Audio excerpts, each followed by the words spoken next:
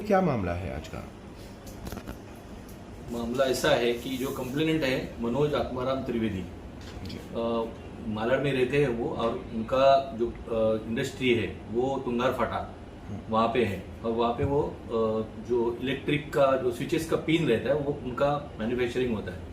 तो उनके यहाँ पे ये जो आरोपी है उसमें से एक आरोपी विजय शंकर करके है, वो उनके यहाँ पे लगभग 35 डेज मतलब 35 दिन उन्होंने काम किया है वहाँ पे।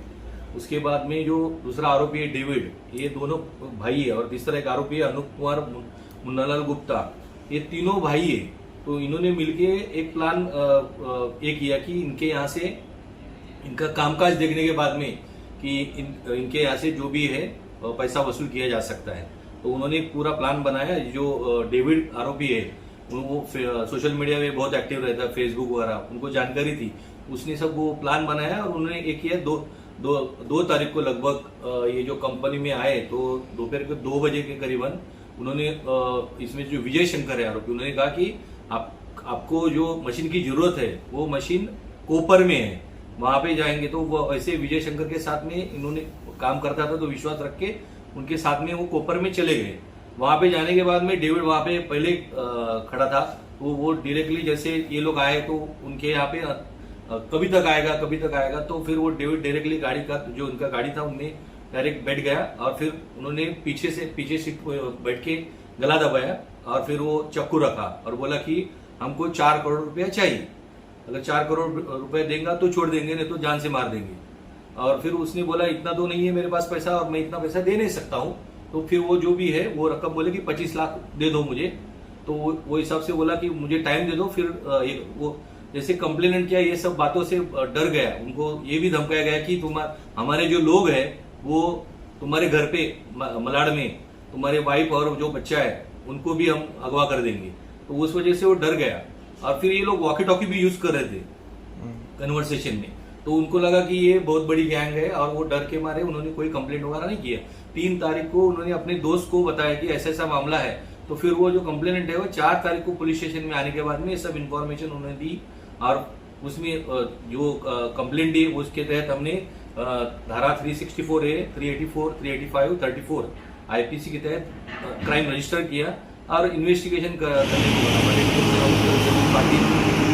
क्राइम साहब और बाकी की डिटेक्शन टीम है, उन्होंने इसमें पूरी तहकीकात की। पहले तो इंट्रोगेशन किया, उसके बाद में पता चला कि इसमें इतने लोग इन्वॉल्व हैं, लेकिन हमारे पास उनका कोई डिटेल नहीं था। और जो कंपनी में काम करने लोग हैं उनके बारे में पूरा नाम नहीं, खाली एक विजय शंकर, डेविड, इतना ही नाम था। उनका कोई फोटोग्राफ्स वगैरह भी अवेलेबल नहीं था, और वॉकी टॉकी का। लेकिन वो टेक्निकल जो भी है काम है वो यूज किया, और उसके वजह से वो जो आरोपी है बहुत मतलब पेशेंस रख के और पूरा ट्रैप वगैरह बिछा के उनको अरेस्ट किया गया है।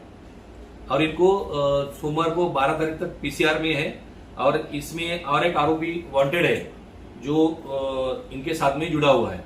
कितने लोग हैं सर पुलिस ने अभी तक? इसमें कुल मिला के 3 आरोपी जो अरेस्ट किए। पहले तो उन्होंने क्या किया है कि वो जब ये बोला कि मुझे पैसा चाहिए, तो तुरंत पहले उनके कंप्लेंट के किस्से में जो 15,000 था वो निकाला। उसके बाद में उनको वसई फाटा लेके गए, वहां से एटीएम सेंटर में जाके और 25,000 रुपया निकाला।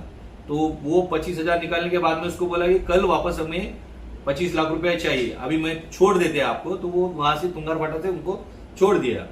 और इसमें अभी जो रिकवरी हुई आरोपी में से 29,000 रुपीज कैश, मोबाइल फोन, चक्कू और वॉकी टॉकी, ऐसा कुल मिला के 36,500 का माल बरामद किया गया है। क्या बैकग्राउंड है इन लोगों का? कहाँ के लोग हैं ये लोग?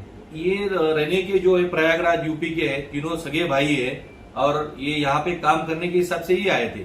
लेकिन ये जो डेविड नाम का जो आरोपी है उसके दिमाग में ये सब कुछ आ गया, और उन्होंने पूरा प्लान करके ये सब जो किडनैपिंग, एक्सटॉर्शन वगैरह किया हुआ है। तो इस पूरे घटनाक्रम को देखते हुए आप लोगों से क्या आह्वान करेंगे? नहीं, अभी लोगों से यही आह्वान रहेगा कि आगे जाके जब भी आप कोई भी इंडस्ट्री में काम करने वाले जो लोग आते हैं तो उनका पूरा डिटेल आपके पास होना चाहिए, जैसे कि नाम, मोबाइल नंबर, उनका रहने का पता, कोई आइडेंटिटी प्रूफ, रेफरेंसेस, जहां से वो आए काम करने के लिए उनका डिटेल्स होना चाहिए, ताकि अगर ऐसा कोई हादसा होता है, वारदातें होती है, तो पुलिस को डिटेक्शन करने में इजी हो जाएगा। सर आरोपियों का कोई पुराना रिकॉर्ड है क्या ऐसा? नहीं, आरोपी का पुराना रिकॉर्ड कोई भी नहीं है। कुछ नहीं। नहीं।